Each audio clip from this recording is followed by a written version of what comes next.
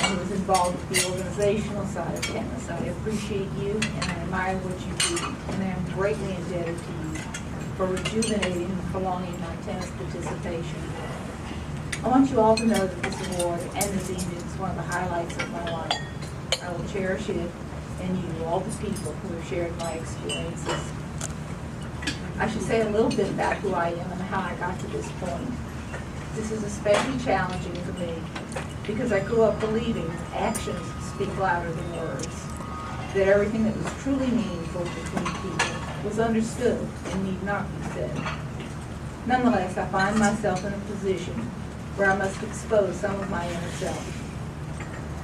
My life is a treasure chest of experiences and it's full of an assortment of valuable treasures. My tennis journey began at City Park with the volunteers from CYO and Ward tennis programs back in the 1950s. The journey for me has not ended. You know what a journey it's been.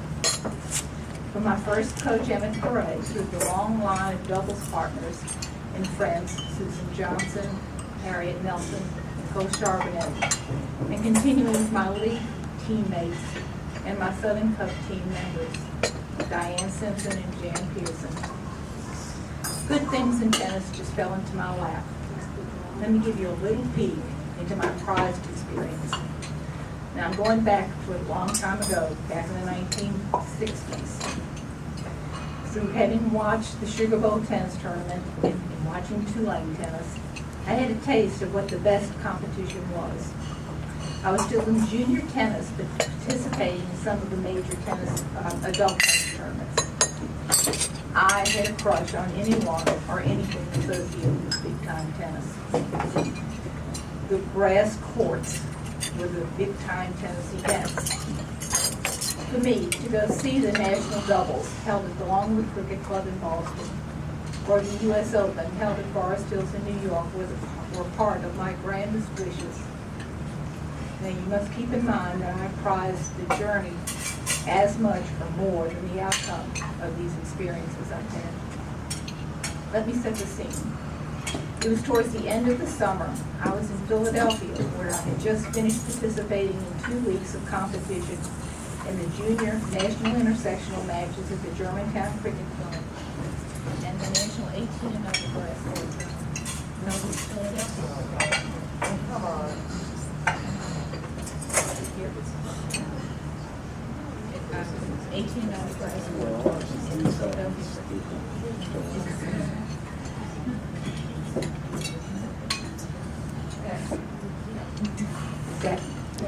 Okay. These two tournaments were the pinnacle of junior tennis, and it marked the end of my summer. I was planning to go home and get ready for school to start.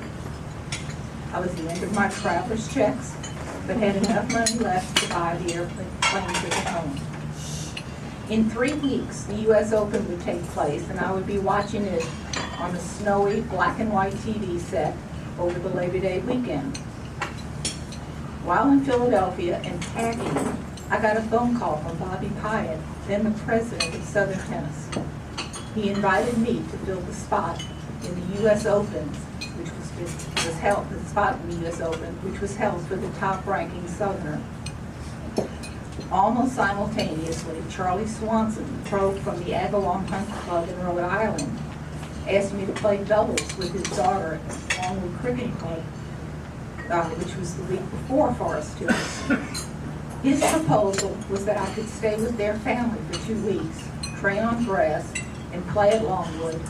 Then he would put me on a train, and I could move on to New York for the U.S. Open. To make the story even better, Roberta Allison, who was a friend from Alabama and ranked in the top 10 nationally, knew that Mr. Pyatt had asked me to play in the U.S. Open. She invited me to stay with her during the Open in her aunt's apartment, which was across the street from the clubhouse at Forest Hills. My tennis future had begun on that series of fantastic events. 3 weeks later, I was there.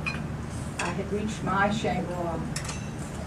I was living my dream. I was in New York, at Forest Hills.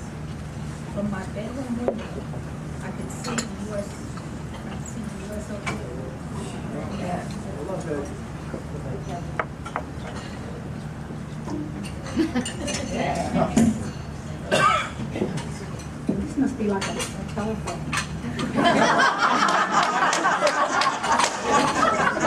not as good as that, Peggy. Come on. I don't use the phone for real. I had reached my Shangri-La. I was living my dream in New York at Forest Hills, and from my bedroom window I could see the U.S. Open practice courts. I awoke to the sound of the world's best players hitting right outside my window, and I was part of it. I was a player. I walked, squeezed through the packed clubhouse rooms, rubbing shoulders with Roy Emerson, Ron Holmberg, Rod Laver, John Newton, Lester Sack, Dan Smith, Arthur Ashe. I used the locker room with Billie Jean King, Maria Bueno, Francois Durr, Margaret Court, Nancy Ritchie, Virginia Wade. Children carrying programs came up to any player, and I was a player, and asked for autographs. Unfortunately, they often asked you to sign under your picture, and my picture was but I signed anyway. I was thrilled. I was at the U.S. Open. At that U.S. Open, I won my first match.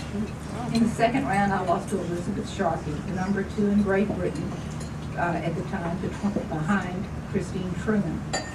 But I had been indelibly marked with this extraordinary happening.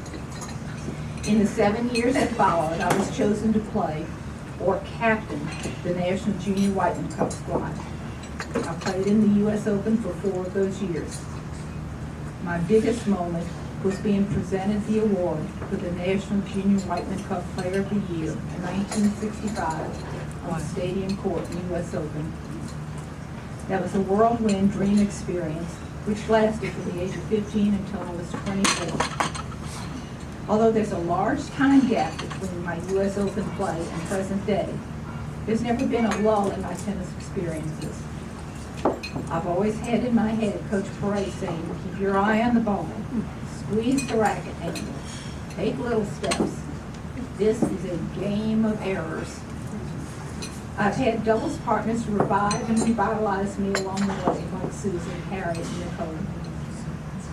After Katrina ended my teaching career, it was through Rocky's encouragement and interest in tennis that got me back into thinking about regular play. I saw Lester Sack's return to tennis tournaments and his great achievements, and I was inspired to set my aim high. I realized I needed to get into better shape, and I put Jenny Midget-Pastore in charge of improving my balance, footwork, and speed. I got a call in 2010 from B.J. Johnson to join Jan Pearson on the Louisiana Southern Cup team representing Louisiana in the 65H division. Jan and I took this seriously. We commuted between Baton Rouge and New Orleans, competing with each other, getting ourselves ready for top-notch competition. We won the Southern Cup, being the first Louisiana team to win the event ever. A close friendship developed and continues. In 2011, Jan, Diane, and I were invited to play in the Southern team in the national intersectionals. We took second place. I've continued to play for the Southern team, and we won nationals in 2012, beating Southern California on the way. In my life, in a treasure chest of experiences, it's not always the shiniest jewel that means the most. It's the people you meet, that you work with, that you learn from, who give you the most joy. For me, there's great pleasure in our shared struggles and our journeys towards our goals. Licky and Ann have been with me along the way, always. Ann and I frequently team together. It's Ann's drive for perfection which gets me to look at my tennis and strive to improve. And Licky, how often I've lifted my tennis play a level or two because of thinking from you, from learning from your tenacity and competitive spirit. When in doubt on the court, I often think, what would Licky do? And Rocky, nothing has meant more to me than your telling me before a match, win or lose, you're going to love me anyway. I've given you a little peek into my treasure trove. There have been many hilarious occasions, some of which I could recall right now. However, there are way too many, and truly, you had to be there to enjoy them. Each of you is a special, cherished gem to me, and I thank you for welcoming my collection.